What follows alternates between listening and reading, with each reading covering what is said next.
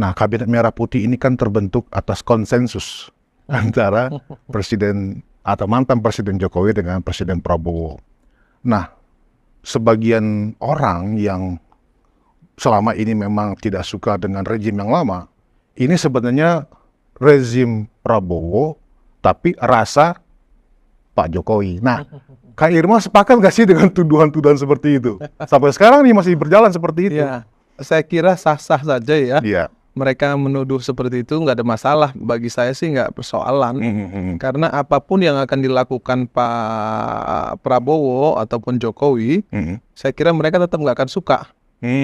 Itu aja. Terutama sama Pak Jokowi ya. Mereka pasti nggak akan suka, itu aja. Karena kebencian itu, kebencian yang tidak berdasar itu saya nggak tahu tuh dari mana asalnya. Ya, karena tidak pernah ada yang bisa mereka buktikan. Misalnya korupsi. Ya. Coba buktikan. Kesalahan-kesalahan, apalagi kesalahan seperti yang diputuskan MK. Kalau mereka bilang itu salah, loh yang kemarin keputusan MK kedua kenapa mereka benerin? Iya, iya. Kan nggak fair juga. Kalau mau disalahin, salahin dua-duanya dong. Ya kan? Karena yang kedua ini sebenarnya haknya hak DPR. Betul. Bukan hak MK untuk merubah 7%, 5% itu bukan hak MK. MK nggak boleh memutuskan itu karena dia hanya menguji undang-undang kan sebenarnya. Tapi apa boleh buat karena memang rakyat yang begitu masifnya pada saat itu ya terprovokasi sampai sebegitu rupa dan memang ada clearan di situ ya akhirnya itu menjadi sah. Apa karena melihat tidak independennya Presiden Prabowo kalau tanpa ada yang di backup belakang oleh Pak Jokowi, mungkin begitu kali Kak Irma. Soal apa nih? Tentang kenapa kawan-kawan ini masih merasa ini bukan pemerintahan baru, ini pemerintahan lama tapi ganti nama aja gitu. Kan kita nggak bisa menafikan ya, nggak usah naif lah ya, nggak bisa menafikan tanpa Jokowi, tanpa Pak Jokowi, Prabowo itu kan nggak bisa menang satu putaran. Itu semua orang di Indonesia tahu bahwa peran Pak Jokowi mendukung Pak Prabowo gitu ya, itu jelas di mata rakyat gitu loh. Dan Pak mau ngomong apapun mereka, 58% itu juga bagian dari yang mendukung Pak Prabowo dan Pak Jokowi. Jadi kalau mereka mencari-cari terus kesalahan-kesalahan baik itu dari Pak Jokowinya sendiri dan juga ke Gibran yang sekarang sudah resmi menjadi wakil presiden, itu sebenarnya ekspresi kebencian aja kalau menurut Kak Irma ya. Iya, dasarnya apa itu dulu? Pertanyaannya dasarnya apa? Karena kalah aja. Iya, kalah itu kan selalu sakit ya, ya. Kemudian pasti orang Indonesia ini belum menurut saya belum dewasa dalam berpolitik, gitu ya. Nggak bisa membedakan gitu kan, mana kontestasi gitu ya, mana yang pertarungan kayak gladiator gitu kan beda ya. Ini kan kontestasi, kalau kontestasi selesai ya sudah selesai harusnya. Siapa yang menang ya kita dukung, harusnya kan gitu. Move on. Nah, kemudian lakukan satu hal yang penting bagi pemerintah, ya berikan kontrol sistem yang efektif kepada pemerintah. Itu yang harus mereka lakukan. Jangan belum apa-apa, belum ngasih kesempatan Pak Prabowo Gibran ini bekerja, sudah menuduh A, nuduh B, nuduh C, nuduh D. Nggak mungkin bagus, akan begini, akan begitu. Ini peramal semua gitu loh. Peramal semua. Peramal itu satu tuh, yang presiden akal sesat itu kan selalu meramal tuh. Hobinya ngeramal gitu. Susah. Dan orang Indonesia ini kan ya susah juga ya. Sebagian besar yang memang gengnya mereka gitu ya, itu juga memang memang suka dengan ramalan-ramalan. Dan sebenarnya Pak Prabowo sendiri juga nggak merasa ada bahwa Pak Prabowo itu sebagai presiden anggaplah hampir lebih kurang 10 hari ini ya Kak Irma ya. Tetap Pak Prabowo kita saksikan benar-benar berjalan independen gitu. Tidak terlihat bahwa terlalu seolah-olah semuanya atas karena Pak Jokowi, kan nggak begitu gitu. Enggak, artinya Pak Jokowi pulang sekarang. Ya, dan nggak ada urusan dengan Pak Jokowi. Pak Prabowo bertindak, berlaku, dan melakukan segala sesuatunya atas pribadi beliau sendiri sebagai presiden. Kemudian bagaimana dia memerintahkan Gibran misalnya kan sebagai wakilnya untuk melakukan ABC di EFG. Kan perintahnya Prabowo, bukan perintah dari Pak Jokowi. Betul. Restu dari presiden Gibran bekerja kan Iya begitu. dong, perintah. Iya, iya, iya. Bukan sekedar restu, perintah itu. Termasuk yang belusukan-belusukan yang sudah mulai dilakukan Iyalah, oleh saya Wapres. yakin itu perintahnya Pak Perintah. Prabowo. Jadi antara Pak Prabowo dengan Gibran sendiri, saya yakin juga punya konsensus. Iya kan? Karena Pak Prabowo dengan usianya, mungkin Pak Prabowo bicara soal hubungan bilateral. Betul. Kemudian yang kamu belusukan sana, kamu masih muda, kamu dong yang belusukan. Ntar kamu lapor saya, kan begitu. Oh. Apakah itu salah? Enggak dong. Justru saling melengkapi itu yang menurut saya keren nih sekarang. Nah, Pak, saya mau masuk lagi ke postur dari kabinet. Iya. Boleh saya bisa? Boleh kayak. Postur kabinet. Orang kan selalu mengatakan ini bukan kabinet Zaken, Iya. gitu ya. Ini kabinet 100 menteri. Bahkan lebih. Bahkan lebih, gitu. Tapi kalau saya selalu dalam prasangka baik. Karena Pak Prabowo, bukan karena orang lain. Betul. Karena saya masih percaya dengan apa yang dicita-citakan beliau dan ketegasan beliau dalam melakukan sebuah tindakan gitu. Saya lihat dia mengklaster ya, beliau ini mengklaster-klaster semua masalah. Di klaster sehingga ada wakil menteri, ada menteri gitu. Supaya satu masalah itu bisa selesai. Selama ini dengan menteri yang ada, kan banyak masalah yang nggak selesai. Efisien secara postur, tapi tidak efektif secara target pekerjaan. Itu dia. Jadi kan sedikit belum tentu efisien, banyak juga belum tentu tidak efisien. Iya. Ini kan yang sedang kita lihat nih. Betul. Makanya kemarin ketika Menteri Tenaga Kerja datang bersama wakil menterinya, kemudian semua datang bersama wakil menterinya, gitu. Kita masih melihat dulu nih, ya, masih melihat nih isi kepala wakil menterinya nih seperti apa sih? Gitu loh. Kalau saya pribadi saya lihat dulu isi kepalanya seperti apa nih, iya toh? Kan teman Kak Irma. Ya bolehlah. Teman saya semua sih. Di situ ada Noel, di situ ada Christine, di situ ada Isyana. Saya kenal mereka semua masalahnya gitu. Jadi ya saya pengen lihat lah bagaimana mereka membackup menterinya kan gitu. Dan kita berprasangka baik dong. Kita kasih dulu kesempatan untuk melakukan kerjanya gitu ya. Jangan kemudian belum melakukan sesuatu sudah dituduh ya, sudah diberi stempel. Ini pasti nggak berhasil, nggak bisa gitu juga. Saya yakin kalau ada yang nggak berhasil langsung diganti sama Pak Prabowo. Yakin saya. Hal lain selain itu apa, Kak Irma, tentang kabinet ini? Kabinet ini? Ya, selain masalah postur, selain soal jumlah ya. Apalagi yang jadi titik perhatian Kak Irma tentang postur kabinetnya Merah Putih ini? Ya, saya melihat ini kan bagian dari orang akan melihat ini bagian dari konsensus. Konsensus ya. Konsensus. Nah, ada 16 menteri Jokowi di sana. Betul. Tentu Pak Prabowo juga harus membuktikan ke publik bahwa 16 orang ini bukan orangnya Jokowi loh. Ini 16 orang ini orang Prabowo sekarang. Gitu. Iya, betul. Jadi walaupun dulu di pemerintahan Pak Jokowi, tapi dia sekarang menjadi anak buah saya. Iya. Dan dia harus loyal pada saya dan harus mengerjakan semua perintah saya. Itu yang harus dibuktikan oleh Pak Prabowo kepada publik. Dan saya yakin semua menteri-menteri ini juga pasti paham lah. Ya kan? Dan Pak Jokowi juga pasti kan juga sudah pasti legowo dong. Orang saya bukan presiden lagi kan gitu. Jadi Kak Irma yakin menteri-menteri yang masih ada di pemerintahan Kabinet Indonesia Maju, mereka tidak akan double loyalty ya? Enggak lah. Tetap mono loyalty hanya kepada karena nggak boleh ya, harus ada satu matahari, nggak boleh ada dua matahari. Saya yakin Pak Jokowi juga maklum itu dan juga menyadari itu gitu ya. Karena kan kalau ada dua matahari rusak ini. Ya, dan saya kira enggak lah ya, kan presiden udah lengser. Udah lewat nih masanya. Setiap orang ada masanya, setiap masa ada orangnya. Selesai urusan.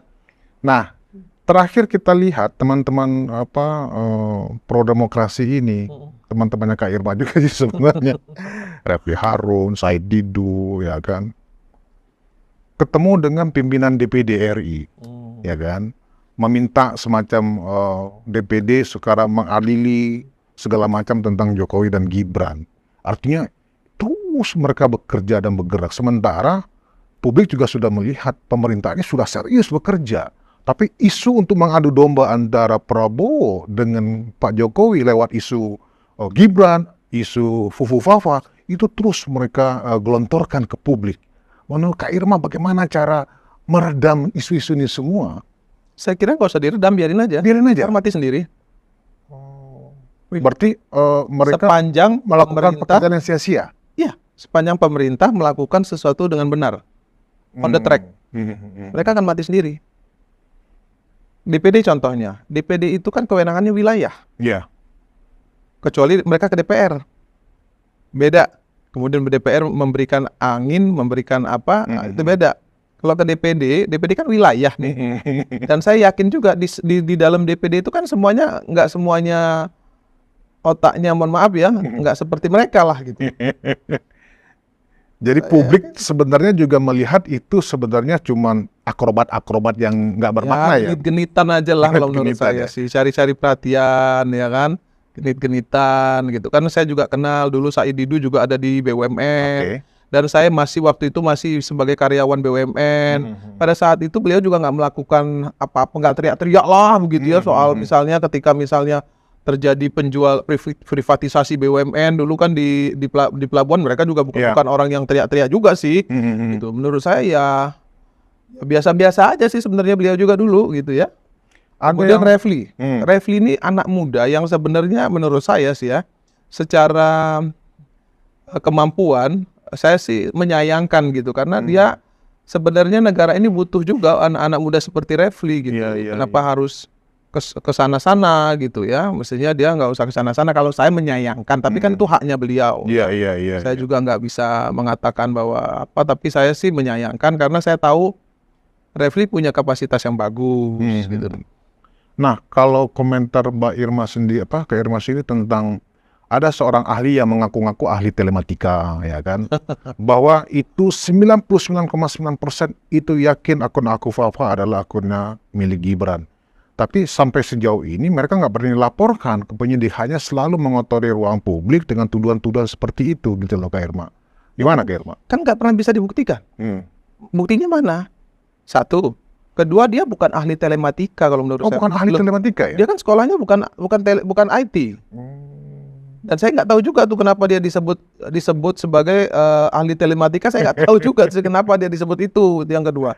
Yang ketiga, mohon maaf sekali. Saya minta maaf ya. Kalau di TikTok saya tuh kan cukup besar ya, TikTok saya ada 37 ribuan ya. Iya. Baru saya setahun itu baru main TikTok pengikutnya ya. 37 ribuan, yang like itu udah sampai hampir 1, sekian juta itu. Gitu ya. Gede sekali. Itu bilang gini, kalau keluar tuh beliau tuh, kalau Surya keluar mereka selalu teriak panci, mana panci gitu ya.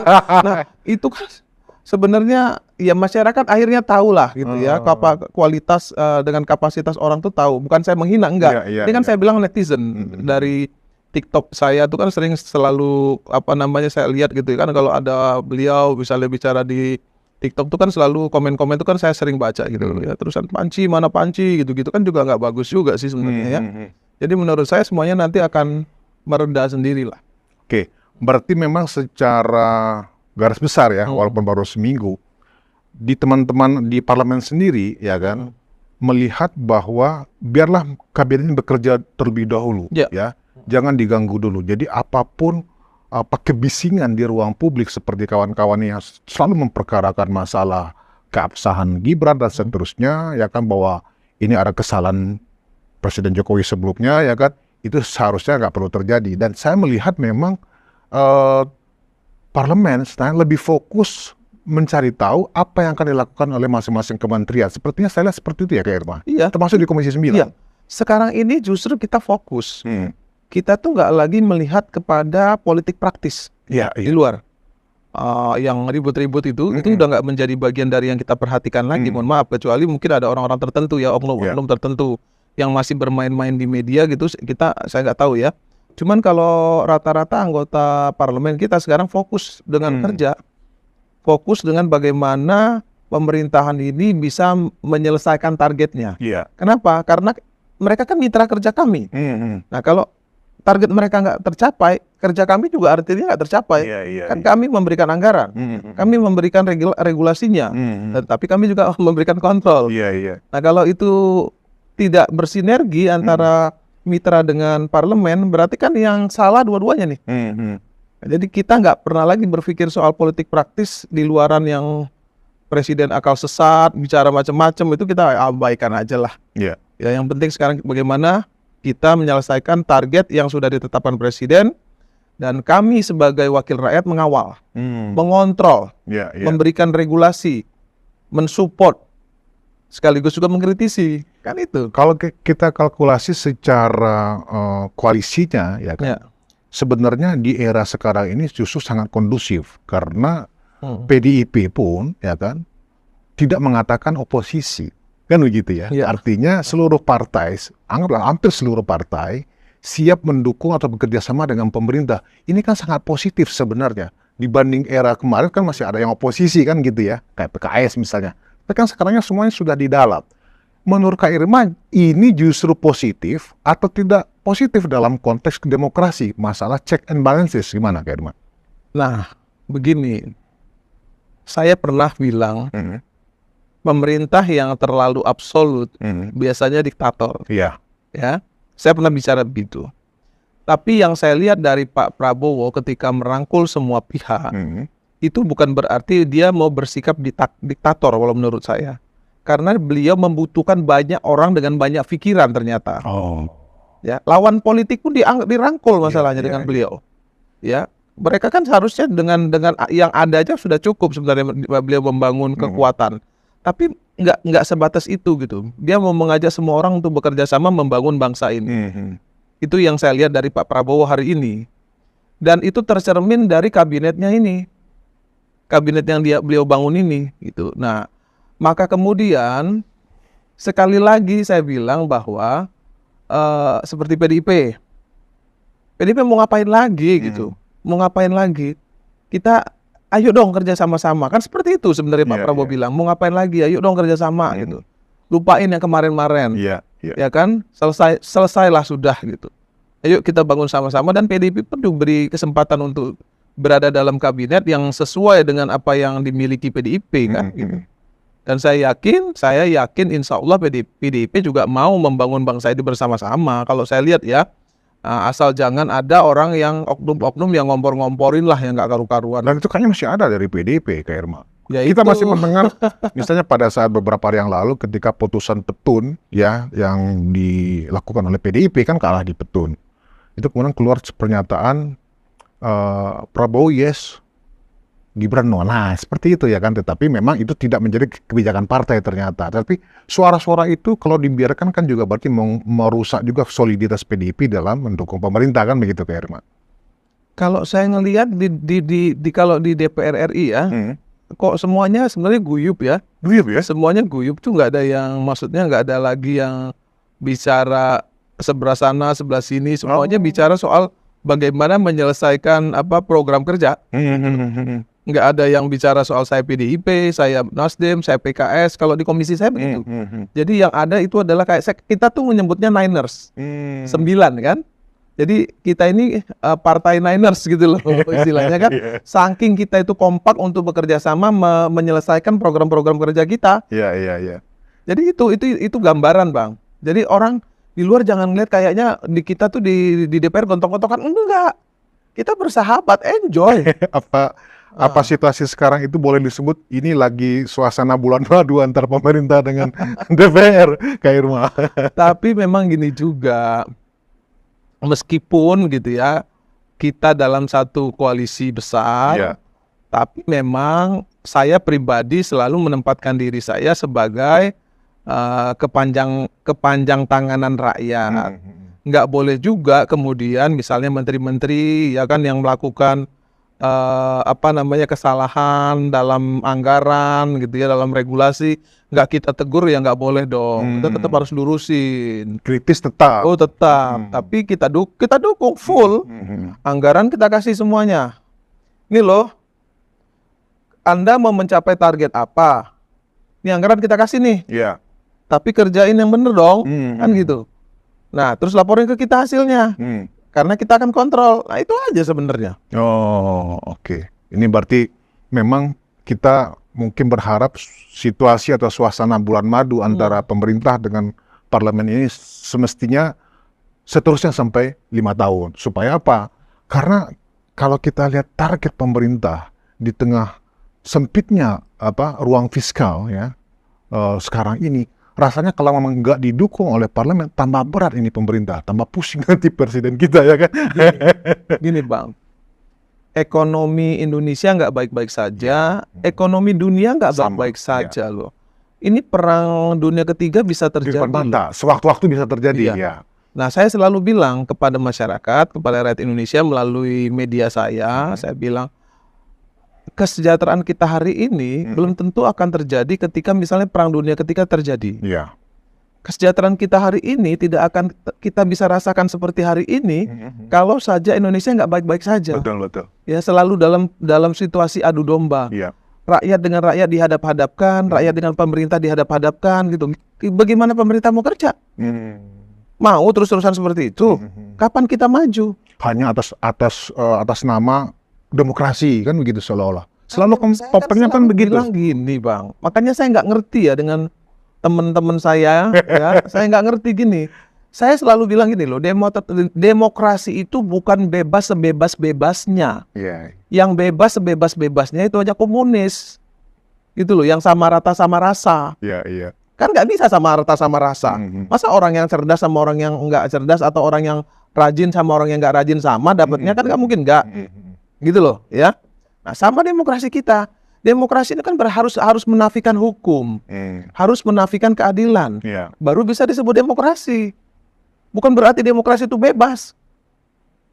Nggak bisa juga, kan di dalam demokrasi itu sendiri ada HAM, ada hak asasi manusia loh. Nggak bisa sembarangan juga, mentang-mentang atas nama demokrasi, mohon maaf, ya bajingan tolol loh, ya nggak bisa kan. Apa itu ekspresi demokrasi? Itu dia. Apalagi diucapkan oleh seorang yang mengaku dosen intelektual. Menurut saya itu otaknya nggak ditaruh di mulut, nggak memerintahkan mulut untuk bicara, tapi otak memerintahkan pantatnya untuk bicara gitu loh. Jadi yang keluar yang kotor-kotor aja tuh ya. Itu yang diajarkan kepada rakyat Indonesia, bukan itu. Kritik, waduh. Saya di parlemen itu saya ini dianggap julukan saya itu singa parlemen. Singa parlemen. Iya. Toh saya nggak bilang yang seperti presiden akal sehat itu ngomong, ya kan? Tolol, dungu, bajingan, ya saya pikir itu orang nggak beradab lah. Ya, artinya insight yang Kak Irma berikan ini kan sebenarnya jadi pelajaran buat publik, ya kan? Iya. Karena di tengah keterbukaan informasi saat ini dengan sosial media, ya toh, publik jangan sampai bingung bagaimana cara memahami situasi ini, ya kan? Satu sisi yang ngomong ini jelek, tapi ini ngomong baik. Nah, dengan insight yang Kak Irma sampaikan minimal, oh sebenarnya begini toh gitu. Nah, Kak Irma, ini kita melihat sekarang ada ketegasan juga Presiden Prabowo di dalam membuktikan ucapan atau janji beliau pada saat pidato pertama di gedung MPR akan memberantas korupsi. Nah, kita melihat nih yang bikin kaget semua orang adalah ketika Tom Lembong, ya kan, itu kan teman Kak Irma waktu Pilpres kemarin, ya kan, itu ternyata tiba-tiba jadi tersangka, ya kan. Kita tidak membayangkan seorang Tom Lembong yang wajahnya baik, murah senyum, tiba-tiba ternyata tersangka kasus korupsi dengan nilai kerugian negara 400 miliar. Nah, menurut Kak Irma, ya, apakah penegakan hukum lewat kasus Tom Lembong dan mungkin akan ada yang berikutnya, itu benar penegakan hukum dari presiden, ya kan? Atau memang ini seperti tuduhan, lagi-lagi tuduhan kawan Kak Irma juga, politisasi hukum gitu loh kepada seorang Tom Lembong. Padahal kan ini hanya kesalahan kebijakan negara. Kebijakan negara tidak bisa dipidanakan. Nah, gimana komentar Kak Irma? Alvasino tuh ganteng nggak Bang? Aneh banget. Don Corleone. Don Corleone, ya. Iya. Jadi banyak tuh pembunuh-pembunuh berdarah dingin itu ganteng-ganteng loh. Iya. Wajahnya melankolis gitu ya, ganteng, enak dipandang gitu. Kayak orang nggak ada dosa gitu. Kayak inosen gitu ya. Inosen. Padahal dia sebenarnya gembong penjahat. gitu ya. Nah, kita juga nggak bisa melihat orang dari wajah, Oke. nggak bisa, Bang. Yang harus dibuktikan adalah apa yang dia lakukan nanti di pengadilan. Kan pengadilan yang bisa Iya, menyatakan seseorang bersalah atau tidak bersalah. Mampu nggak dia membela dirinya, Kak Irma ya? Oh iya, dan dia harus membela dirinya. Pasti dong, namanya pengadilan. Karena ada hak untuk didakwa dan ada hak pembelaan diri. Dengan data tentunya. Kan kita bicara data nih. Kalau memang datanya nggak ada, ya dia pasti lolos. Tapi kalau memang datanya ada, pasti dia nggak bisa lolos, kan gitu. Masalahnya kan di situ. Kalau misalnya ada tuduhan, oh ini kriminalisasi. Yes. Begini Bang, yang bisa melakukan kriminalisasi sebenarnya pemerintah.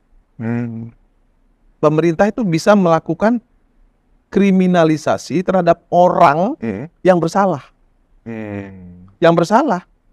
Kalau orang nggak bersalah, nggak ada pemerintah dimanapun bisa melakukan kriminalisasi menurut saya. Iya. Karena nggak ada datanya. Ini abang nih, abang orang baik-baik, ya kan? Tiba-tiba pemerintah bilang, abang penjahat. Ya kan abang pasti bilang, dok, mana datanya? Orang semua masyarakat tahu nih. Saya orang baik ya kan? Iya, orang baik. Berarti itu kriminalisasi. Abang cuman pedagang. Dari mana jalannya abang bisa merugikan negara, kan begitu? Berarti tindakan pemerintah itu berdasarkan data yang sudah ditelusuri. Iya, Ya kan? pastilah. Kawan dekat Tom Lembong yang juga adalah Capres 01 pada saat itu, ya waktu itu kan satu tim dengan Kak Irma sebagai Capres 01, mengatakan bahwa saya nggak habis pikir kenapa orang baik seperti Tom Lembong jadi tersangka korupsi. Dia orangnya punya integritas, kata Anies ya kan, dia juga orangnya lurus. Ini kok tebang pilih seperti itu. Nah, gimana menurut Kak Irma penilaian seperti itu? Karena publik juga jadi bingung, jangan-jangan Pak Prabowo karena perintah Pak Jokowi, Mulyono. Gimana Kak Irma? Saya kira gini ya, kan tadi saya bilang pemerintah itu bisa mengkriminalisasi ya kalau orang itu punya kesalahan. Kesalahan. Itu bisa terjadi loh Bang, bukan berarti itu bisa dilakukan pemerintah. Itu bisa terjadi. Itu ya di pemerintahan yang tidak mengedepankan ini ya hukum, tidak berdasarkan tidak punya penegakan hukum, itu bisa terjadi gitu. Tapi menurut saya semua orang bisa berpendapat bahwa si A itu baik, si A itu enggak melakukan kesalahan.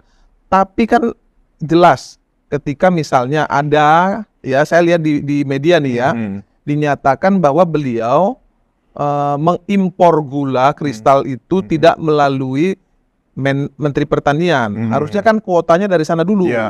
Dari sana baru Menteri Pertanian mengatakan bahwa kami butuh gula sekian. Baru dikasih ke Mendak nih. Nah, Mendak baru melakukan impor. Itu pun harus perusahaan BUMN. Oh, harus importirnya, BUMN. ya kan? Harus BUMN gitu. Nah, ini kan enggak. Kalau itu dianggap kesalahan kebijakan, bukan niat untuk melakukan semacam mengimpor secara unprocedur untuk kepentingan sendiri atau kelompok atau orang lain, itu gimana Kak Irma? Saya mau kasih tahu, Johnny Plate ditahan karena dia pemegang kuasa anggaran. Iya. Ya kan? Nah, sekarang pemegang kuasa anggaran di Mendak siapa? Menteri kan? Menteri. Ya udah. Walaupun sampai saat ini kan tanpa kebijakan dia, tanpa tanda tangan dia, itu semua nggak bisa berlaku. Makanya kami dari Nasdem pun nggak bisa juga melakukan pembelaan mati-matian untuk seorang Johnny Plate.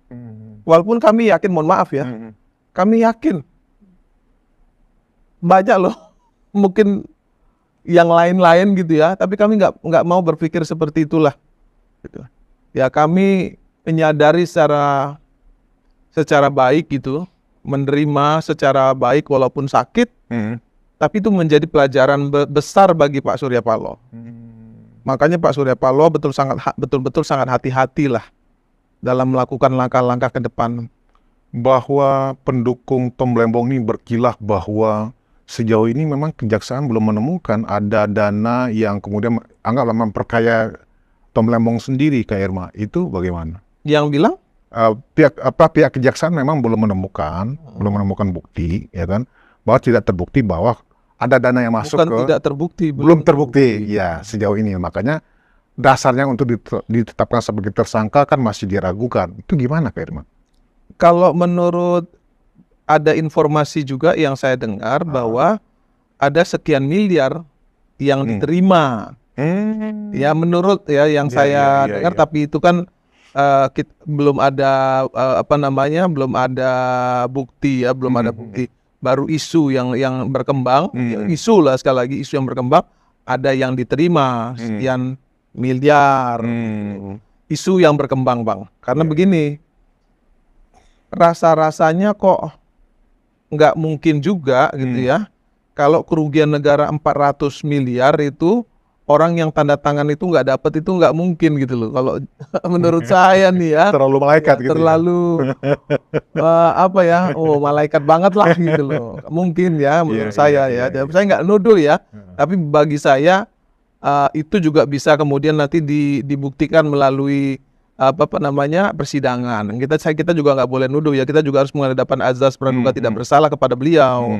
Sebelum itu terbukti ya kita tetap harus mengedepankan azas praduga tidak bersalah. Tapi kan di media kan ini kan kita perbincangan nih. Betul. Ya, kita perbincangan kita. Secara moral Nasdem kan dulu satu tim ya dengan Tom Lembong ini waktu dia bukan kader Nasdem.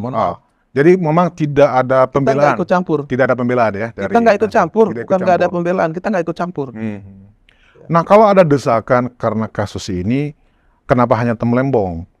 Kalau memang duganya seperti itu, kan menteri setelah Tom Lembong di Kementerian Perdagangan juga ada beberapa orang, ya kan?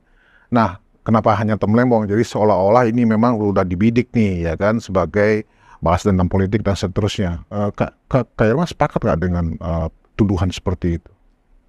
Begini ya, kalau melihat dari laporan media ya, yang disampaikan media, yaitu tadi, kalau yang lain walaupun mereka melakukan impor banyak, tapi sudah melalui kuota. Prosedur. Dan juga melalui BUMN. Prosedurnya jelas. Nah ini kan prosedurnya nggak jelas, ini yang dipermasalahkan gitu loh. Ya nanti tinggal dibuktiin aja di pengadilan. Ya, soal kalau betul dia orang baik dan dia tidak melakukan itu, saya kira nggak mungkin juga lah ya akan diperlakukan tidak baik menurut saya. Kalaupun nanti ada yang memperlakukan dia tidak baik, kan urusannya dengan Tuhan juga, Bang. Iya. Jadi ini kan banyak orang berspekulasi kayak Irma, ya kan, termasuk spekulasi ini kadang-kadang cocokologi, ya kan begitu. Ini kan barangkali karena balas dendam Gibran pada saat campaign, ya kan, yang sampai keluar 11 dari 100 kayak begitu, ya kan, yang contekan dari Tom Lembong kan begitu ya waktu debat, ya kan. Jadi seolah-olah ini sebenarnya memang Tom Lembong itu sudah dibidik dari awal, memang sengaja dibongkar sekarang. Jangan dibalik. Tom Lembong ini ngata-ngatain pemerintah tuh luar biasa juga loh. Sebelum Pilpres ya? Iya. Setelah Pilpres juga, sedang Pilpres nih, sebelum Pilpres itu, pada saat Pilpres juga kan, kata-kata yang keluar itu juga kan banyak juga yang menyudut-nyudutkan pemerintah, kan banyak juga gitu. Jadi jangan juga dibalik gitu ya, menurut saya ini hal yang wajar ketika dalam satu kontestasi yang satu bilang A, yang satu bilang B, menurut saya itu hal yang normal. Jadi jangan mulai kemudian juga disambung-sambungkan ketika Gibran ngomong begini, saya kira Gibran nggak seperti itulah ya. Ya memang begitulah situasi publik ya. Publik kita kadang-kadang kalau nggak cermat juga Kak Irma, ini dari anasir yang mana ya kan gitu. Kan Gibran ngomongin Tom Lembong karena dia mengklarifikasi omongan Tom Lembong sebenarnya. Betul. Jadi bukan karena dia mau membidik Tom Lembong, dia menyebut Tom Lembong itu mengklarifikasi apa yang disampaikan Tom Lembong. Jadi ini harus cerdas juga masyarakat, jangan isinya kebencian mulu gitu loh ya, karena Tom Lembong ngomong kemudian dia klarifikasi. Iya. Gitu. Nah, Kak Irma, ini seru sekali nih Kak Irma. Jadi memang banyak sekarang orang melihat ada yang sangat optimis ya kan, kerjasama antara presiden yang senior, anggap begitu ya, kita nggak bilang usia ya, senior sekali, dengan yang sangat junior sekali. Dan sepertinya baru lebih kurang 10 hari ya kan, kok kerjasamanya kayak asik nih. Ya. Akan diperkuat lagi dengan ada semacam test case ya buat Wapres Gibran pada saat nanti presiden kita berkunjung ke luar negeri. Ini agak lama tuh Kak Irma, ada mungkin lebih kurang 10 hari. Dan secara otomatis menurut konstitusi memang pemerintahan dikendalikan oleh wakil presiden. Nah, ini banyak orang yang berspekulasi nih Kak Irma, wah apa mungkin Wapres Gibran bisa nanti memimpin rapat kabinet dan seterusnya, sementara ngomong aja nggak bisa. Seperti itu kan tuduhan-tuduhan yang disampaikan oleh ya teman-teman pro-demokrasi ini kan gitu loh. Nah, sementara presiden sendiri percaya kok dengan Wapresnya. Gimana Kak Irma? Sekarang saya tanya, ketika di debat, bisa nggak dia ngomong? Menurut saya dia bagus ngomong. Keren. Makanya menang. Menurut saya dia bagus ngomongnya. Iya. Ya, walaupun Mahfud senior, Muhaimin senior, nggak kalah kok Gibran ngomong. Cara dia bicara, menyampaikan pendapat gitu ya. Walaupun ada gayanya yang mungkin dia memang gaya anak muda, dari situ memang dia dengan gayanya begini itu kan sebenarnya dia untuk menarik anak muda. Jadi bukan ingin tidak sopan, enggak.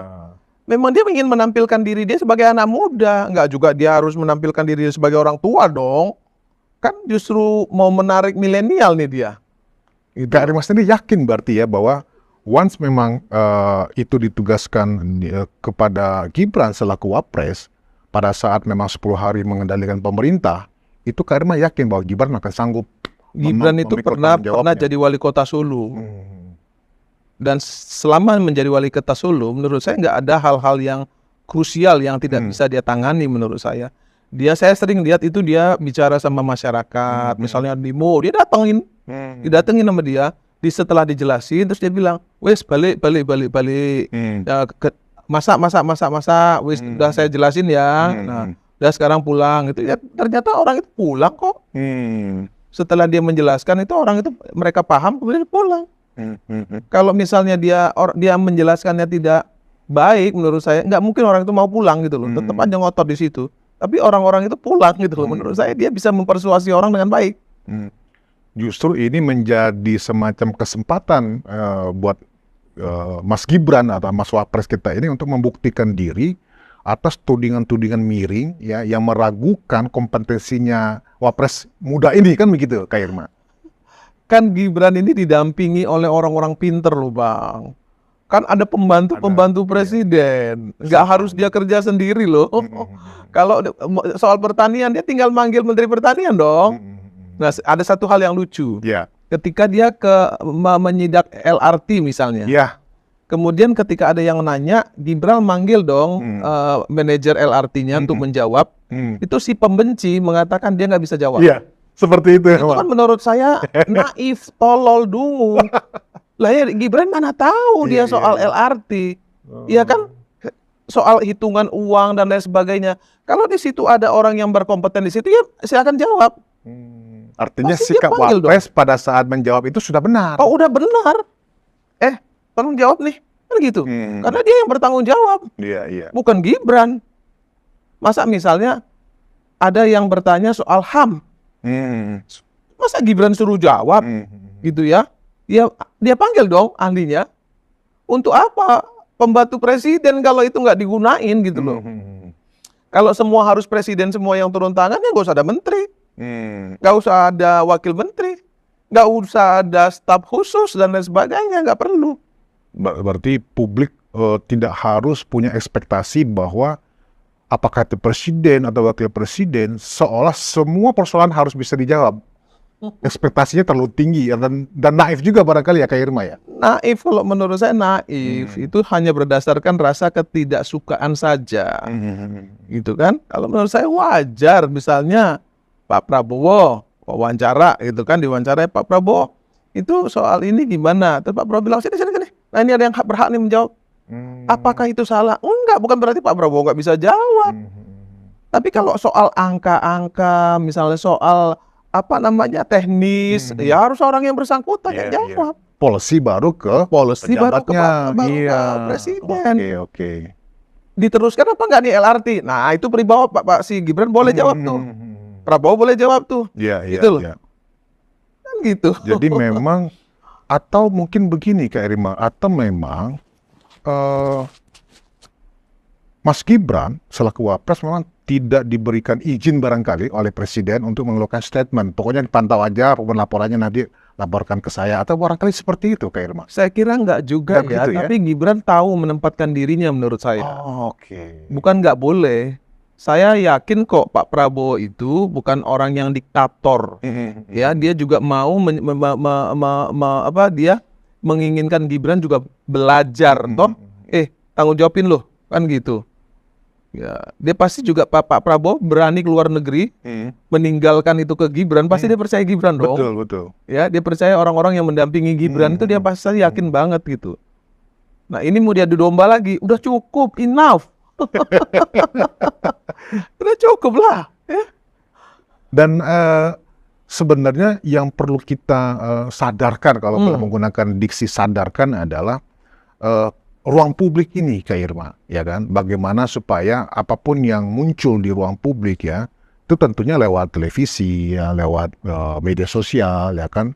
Karena memang informasi filternya kan nggak ada. Ya Gini Bang, mohon maaf ya Bang, saya kemarin sempat juga mengkritisi media. Saya bilang betapa memalukannya ketika misalnya, mohon maaf ya, media saling berebut mengomentari Fufu Fafa. Iya, iya. Menurut saya itu hal yang remeh-temeh banget gitu. Karena mau rating barangkali Kak Irma. Nah itu dia. Jadikan yang namanya media itu kan jendela dunia, ya.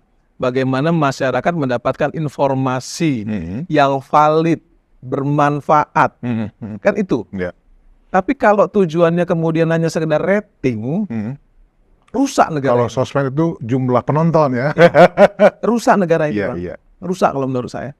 Jadi sudah benar ketika Pak Prabowo bilang ini media nih kita catat ya, gitu kan. Ini yang ini. Itu menurut saya udah benar. Karena memang harus ada pembenahan. Iya. Itu sudah harus ada pembenahan. Gitu. Jangan sekedar mencari rating. Jangankan media, partai politik aja saya kritisi kok. Jangan cuma cari kursi, tapi cari caleg yang memang berkualitas, kan gitu. Sama media juga harus yang berkualitas lah. Jadi Kak Irma pun termasuk yang firm ini ya, bahwa seorang Wapres Gibran Rakabuming pun akan sanggup menjalankan tugasnya ketika Pak Prabowo berkunjung ke luar negeri. Nggak ada keraguan sedikit pun Kak Irma. Enggak. Bukan karena Kak Irma pendukung Pak Jokowi ya? Oh enggak, saya gini. Apa sih yang saya dapat dari Jokowi? Coba saya tanya. Nggak ada. Saya anggota DPR loh. Anggota DPR, 3 periode. Saya nggak dapat apa-apa dari Jokowi. Duit enggak, posisi enggak, fasilitas enggak. Gitu. Apa sih yang saya perjuangkan? Yang saya perjuangkan itu adalah bagaimana Indonesia ini, ya, persatuan dan kesatuan bangsanya nggak diganggu. Kemudian pemerintahannya bisa kerja. Kalau ada yang melenceng ya kita kritisi, kita gebukin, kita bicara, tapi jangan dengan hate speech. Gitu loh. Jangan dengan ujaran kebencian, jangan dengan adu domba, jangan dengan fitnah gitu. Jangan rusak rumah kita sendiri gitu loh. Ayo kita bertarung, nggak apa-apa. Kan kontestasi itu kan bertarung, Bang. Ada yang kalah, ada yang menang. Iya kan? Justru ini masa depan yang bagus. Nasdem 10 tahun bersama Jokowi. Ya. PDIP 9 tahun bersama Jokowi. Oh, ada diskon 1 tahun. Loh, iya dong. Setahun itu kan mulai tidak harmonis. Iya. Tapi Nasdem walaupun kami kemudian mendukung Anies, tapi kami masih tegak lurus, masih bersama dengan Jokowi sampai dengan selesai masa tugasnya. Kalaupun ada hal-hal yang kadang kompak, kadang nggak kompak, itu hal yang biasa dalam politik. Iya. Kan nggak harus selalu seiring sejalan. Dan lebih patennya lagi Kak Irma, setelah kabinet baru terbentuk, walaupun pada saat Pilpres berbeda, ya kan? Tapi Pak Surya Paloh tetap mendukung. Karena termasuk Muhaimin Iskandar dari PKB. Karena Bang Surya itu mengajarkan kami dahulukan kepentingan bangsa dan negara daripada kepentingan kita sebagai partai politik. Itu yang disampaikan Bang Surya. Untuk apa ada partai politik kita kalau kemudian negara ini hancur? Bang Surya itu ngomong seperti itu. Jadi apalagi yang mau kita omongin gitu. Iya. Ketika ada orang kemudian ngomong, kenapa Bang Surya nggak ngambil menteri? Oh ini pasti dua kaki. Oh nggak begitu. Kami ini tahu malu, tahu diri. Iya. Ya, kita nggak ikut berdarah-darah, bahkan kita kemarin menjadi kompetitornya, bersaing. Padahal kan ditawarkan Pak Prabowo juga. Ditawarkan, Tapi Pak Surya menolak ya. bukan menolak, tidak mau membebani. Iya, karena kami dulu tidak ikut mendukung. Ya, gitu ya. ya.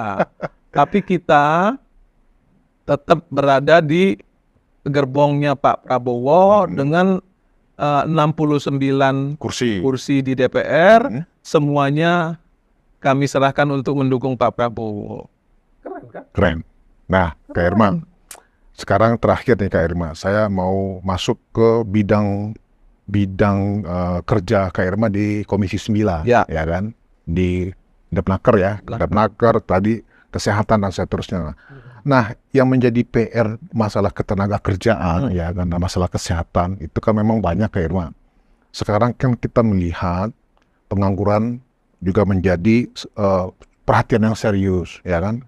Nah, kemudian juga menurunnya jumlah kelas menengah itu kan dapat dari pengangguran kan begitu. Nah, dengan kementerian yang baru ya kan, Yasirli ini dan wamennya teman Kak Irma, Noel kan gitu. Nah, dari pertemuan pertama kemarin pada saat rapat perkenalan dengan Komisi 9, Kak Irma optimis nggak bahwa kementerian ini kayaknya benar-benar hasil akmilnya kayaknya kerasa nih gitu. Jadi gini, saya sebenarnya memberikan apresiasi ya Pak Yasirli. Iya. Dalam paparannya sudah mulai tidak copy paste. Oh, iya. Beliau sudah mulai mengatakan apa yang target yang akan mereka capai dan jalannya ini. Gitu. Ada roadmap-nya ada, peta jalannya ada, disampaikan kepada kita. Nah, dia bilang soal pendidikan vokasi. Iya. Pendidikan vokasi itu penting sekali Bang bagi orang-orang anak muda Indonesia yang tidak beruntung mendapatkan pendidikan formal, ya kan? Misalnya dia anak SMP. Kita didik di pendidikan vokasi. Dia cuma tamat SD, tapi berbadan sehat. Kita didik di pendidikan vokasi. Nah, seperti Filipina, ya kan? Kita ini kan kalah dengan Filipina karena soal skill dan komunikasi. Betul. Nah, Filipina fokus di situ. Apa yang bisa dilakukan Filipina dibanding Indonesia yang luasnya seluas ini dengan sumber daya alam, sumber daya manusianya yang luar biasa. Kok kita kalah sama Filipina? Ya kan? Nah, makanya saya kemarin senang tuh waktu beliau mengatakan soal pendidikan vokasi. Nah, saya sejalan dengan pikiran saya. Pendidikan vokasinya difokuskan, dijuruskan ya, difokuskan ke dua hal, skill sama komunikasi. Dari situ akan terbuka yang namanya kebutuhan pasar tenaga kerja nasional dan internasional. Ya, kalau pasar tenaga kerja nasional dan internasional ini terpenuhi, maka bonus demografi kita nggak akan mubazir. Oh, itu sudah sampai dihitung oleh Menaker yang baru ini ya? Dia menyampaikan, tapi roadmap-nya sudah ada, tapi belum didetail. Oh, oke. Saya mendetail kemarin, menyampaikan ke beliau. Nah, kalau itu sudah dilakukan, saya bilang, pemenuhan lapangan pekerja nasional dan internasional ini akan terpenuhi. Maka bukan tidak mungkin, devisa kita akan naik tuh. Karena kan Filipina devisanya dari sana. Iya. Nah, satu, peningkatan devisa negara akan tercapai. Dampaknya nih, pendidikan vokasi ini. Yang kedua, pengangguran pasti menurun. Tingkat kemiskinan juga pasti menurun. Jadi arahnya seperti kalau itu difokuskan ya, difokuskan. Ditambah lagi dengan programnya Pak Prabowo. Dengan memberikan makan siang gratis bergizi nih kepada anak-anak sekolah, SD, SMP, SMA ini. Kan luar biasa. Ini program ini luar biasa. Ya, itu kan juga di bawah koordinasi mitra kerja Kak Irma juga kan, Badan Gizi Nasional itu. Ini ya. Makanya saya terus terang ini saya dukung penuh ini yang program makan siang gratis ini. Karena apa? Karena Jepang melakukan ini. Oh, Jepang pun melakukan itu. Tetapi Jepang hanya SD sampai SMP. Oke. Nah, SMP pun nggak seluruhnya. Kalau SD seluruhnya, tapi SMP nggak seluruhnya. Iya. Kenapa nggak seluruhnya? Saya dapatkan informasi itu kenapa nggak seluruhnya? Karena sebagian anaknya yang orang-orang kaya itu ngiur ke sekolah untuk cateringnya, gitu. Nah, yang nggak mampu ini, yang dianggap tidak ini, semuanya dibayarin pemerintah. Tapi bagi sekolah-sekolah yang mampu ini, mereka orang tuanya ngiur ke catering sekolah. Nah, kita dari SD, SMP, SMA ditambah lagi dengan ibu hamil sampai anak lahir berumur 2 tahun dengan anggaran penurunan stunting. Gila nggak sih bangsa ini? Hebat bangsa ini loh. Luar biasa ya. Terhadap bangsa dan negaranya loh tanggung jawabnya. Berarti kalau Maka sudah nikmat dijelaskan Tuhan seperti yang itu, yang kau dustakan, kan gitu. nikmat mana lagi yang kau dustakan? Gitu. Iya. Iya kan? Iya. Lebih dari 60% itu kan BPJS ditanggung pemerintah. Artinya apa yang dipesankan oleh Presiden Prabowo, bagaimana 2030 bonus demografi itu jangan sampai lolos, ya kan? Itu dari roadmap yang disampaikan kemarin oleh Menteri Tenaga Kerja dan tim, menurut Kak Irma itu sudah menjawab itu ya? Akan terjawab kalau itu dilakukan secara benar. Oke.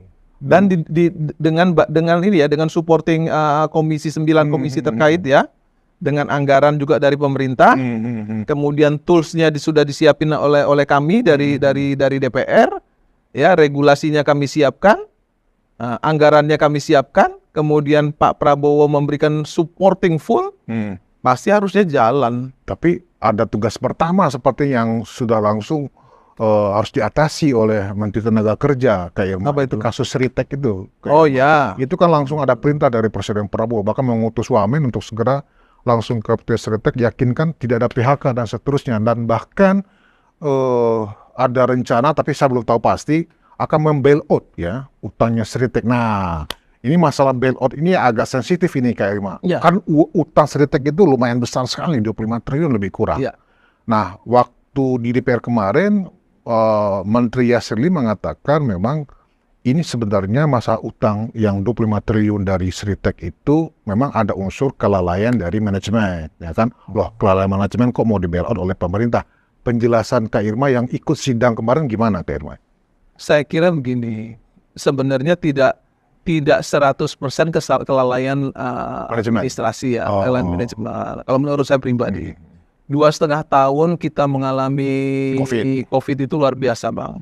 Dan Ritek tidak melakukan PHK besar-besaran pada saat itu kan. Nah, itu harus juga diapresiasi loh. Iya. Nah, itu yang pertama. Nah, yang kedua, impor pakaian bekas ke Indonesia yang membanjiri seluruh negeri ini, itu juga mohon maaf ya. Kalau saya menilai itu memalukan bangsa ya. Ngapain sih kita impor pakaian bekas gitu ya.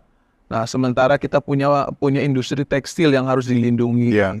Nah, terus yang ketiga, ada peraturan pemerintah, kalau nggak salah peraturan menteri atau peraturan pemerintah nomor 8 tahun 2023, yang kemudian itu juga kontraproduktif. Ya, Noel kemarin sempat mengatakan itu di CNN, bahwa itu adalah horor gitu ya, yang membuat industri tekstil itu bangkrut. Itu menurut Noel gitu ya, menurut Noel. Nah, saya belum melihat ini secara jelas karena saya belum baca detailnya itu peraturan itu.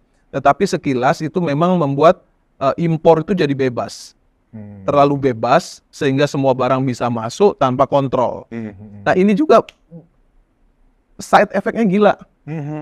Contoh, kalau yang namanya skincare itu masuk ke Indonesia dengan bejibun seperti itu tanpa kontrol, ya kan? Yang kelabakan tuh BP POM loh. Badan Pengawas Obat dan Makanan. Karena banyak juga bedah itu yang mengandung merkuri segala macam. Dan itu kan mereknya banyak sekali gitu. Nah, belum lagi makanan. Belum lagi minuman. Belum lagi yang lain-lain. Nah, itu kan harus dilihat. Kemarin anggur muskat. Ya kan?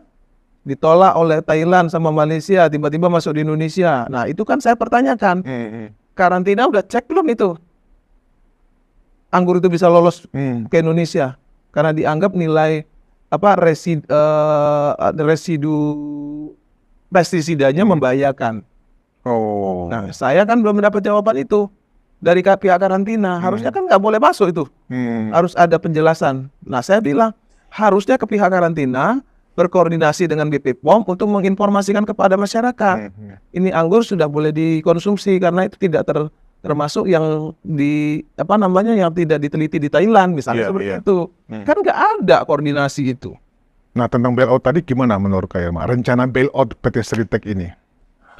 Kalau soal bailout saya kira ini saya nggak tahu ya, tapi menurut saya itu terlalu berbahaya juga. Berbahaya. Kenapa? Karena Sritek ini kan investasinya hanya 10 triliun. Sementara utangnya sekitar 25 triliun, ya kan lebih dari 50%. Kita pernah kan ada bailout dulu, Senturi, jadinya seperti apa, ya kan, seperti itu. Nah, kita kan juga nggak mau hal itu terjadi. Maka saya kemarin bicara sama Noel, saya bilang Anda jangan hanya sekedar menyampaikan pesan presiden untuk mengatakan bahwa tidak ada PHK saja, tapi tindak lanjuti perintah presiden itu dengan kerja. Apa yang harus Anda kerjakan? Yang harus Anda kerjakan itu ya Anda berkoordinasi dengan Menteri Keuangan, ya berkoordinasi juga dengan misalnya dengan Menteri Perdagangan, karena di situ ada Permendak itu, gitu kan. Nah, kemudian berkoordinasi juga dengan Dirjen Pajak, dengan Dirjen Pajak. Nah, kasih diskresi misalnya kan, nah, restrukturisasi utangnya kan seperti itu. Banyak Bang yang bisa dilakukan untuk menyelamatkan Sritek dengan diskresi tanpa bailout. Ya dengan diskresi presiden saya kira bisa. Nah, mungkin karena itu juga Pak Presiden itu yakin tidak boleh ada PHK itu karena mungkin Pak Presiden yakin bisa menangani itu dengan diskresi. Berarti mitigasinya nggak opsinya bukan bailout, ya kan? Saya sih nggak yakin bailout, kalau saya ya. Dan sejauh ini memang Sritek masih tetap berproduksi, ya kan? Tetap tidak ada PHK. Ekspor juga sama kan? Pak Presiden nggak boleh di stop, tetap harus berjalan terus. Apa karena PT Sritek ini salah satu perusahaan strategis yang padat karya, yang kalau tidak diselamatkan akan bikin goncang kan gitu? Iya. Tenaga kerja langsung di PHK ribuan orang, puluhan ribu orang malah. Iya. Oke. Nah, sebagai closing statement, Kak Irma, dari perbincangan kita tadi dilihat dari kerjasama antara pemerintah dengan parlemen, dengan dukungan besar, apa yang Kak Irma ingin sampaikan kepada masyarakat, sikapnya seperti apa terhadap Prabowo Gibran ini, ya kan? Karena masih tak bisa kita pungkiri juga, kawan-kawan ini terus bersemangat nih untuk mengadu domba. Gimana Kak Irma? Saya kira Indonesia ini kan rumah kita, ya prioritas kita, gitu ya. Cukuplah yang sudah terjadi. Kalau ingin tetap melakukan kritisi bagus, ya.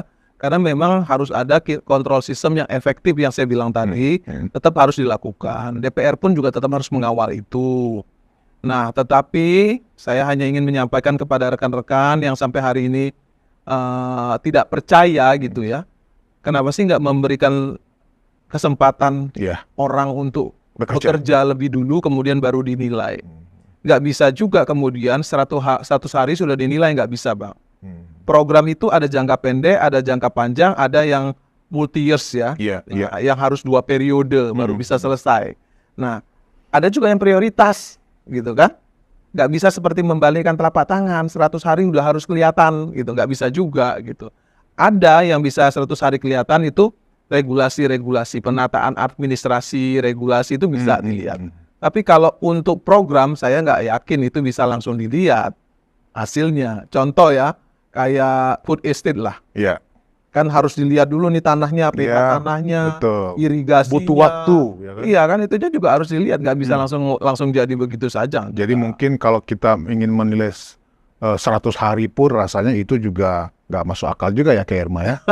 Di tengah kompleksitas. Ya, kalau untuk melihat penataan ya, penataan kabinet saya kira bisa. Tapi kalau untuk soal hasil program ya nggak bisa lah. Mana ada orang bisa Indonesia loh ini 270 juta jiwa, ya dengan ribuan pulau, ya Superman pun nggak mungkin bisa tuh bisa kebalik-balik celananya.